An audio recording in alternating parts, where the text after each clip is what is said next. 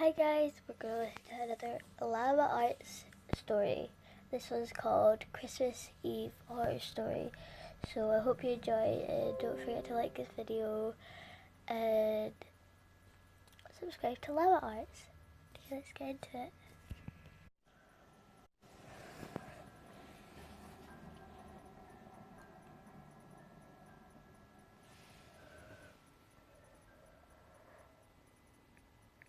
Last year on Christmas Eve, I was working late.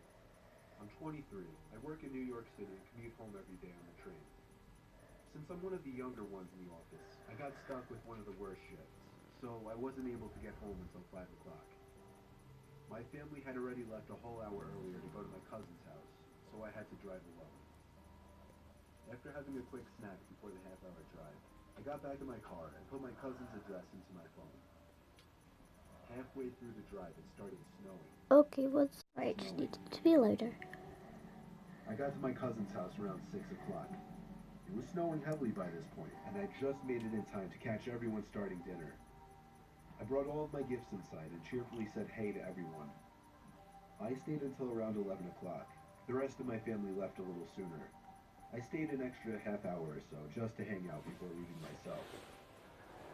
By the time I was leaving, the ground had accumulated at least 2 feet of snow, and it wasn't even done snowing. The drive home was nightmarish.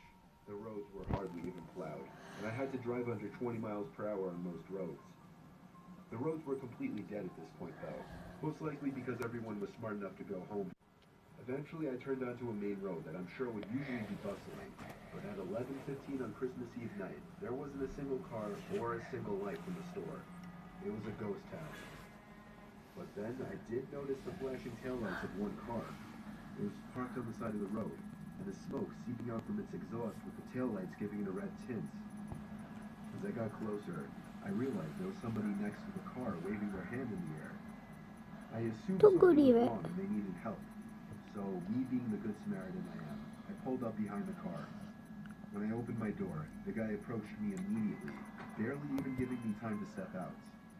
He was an average-sized man, probably 5'10", 180 pounds. He spoke in a very demanding voice, asking me if I know anything about fixing an engine. I told him I didn't know much about cars.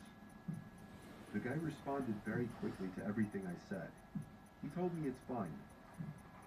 He went inside of his car for a second to pop open the To be honest, I would probably just say, no, I don't know anything about cars, bye. trunk, came back out and told me to just wait by the trunk for a second. I had no idea I would not do that. I would not trust a creepy Santa guy with anything. what he wanted me to do. I was really confused. He walked over to the front of his car, and I heard him open the hood. I couldn't see anything he was doing since the trunk was blocking my view, and the loud wind of the snowstorm overpowered any small noises he might have been making. I put my hand on the back of the car and leaned my body in anticipation, when suddenly I heard 3 or 4 quick and aggressive footsteps in the snow behind me before I was pushed into the trunk. The man tried to close the trunk on me, but I See, this is why you don't trust creepy Santa guys with kicked my feet up in resistance and held it up. I was able to overpower him and kick the trunk open completely. As I took advantage of the few seconds I had to get out of the trunk, I took out my keys.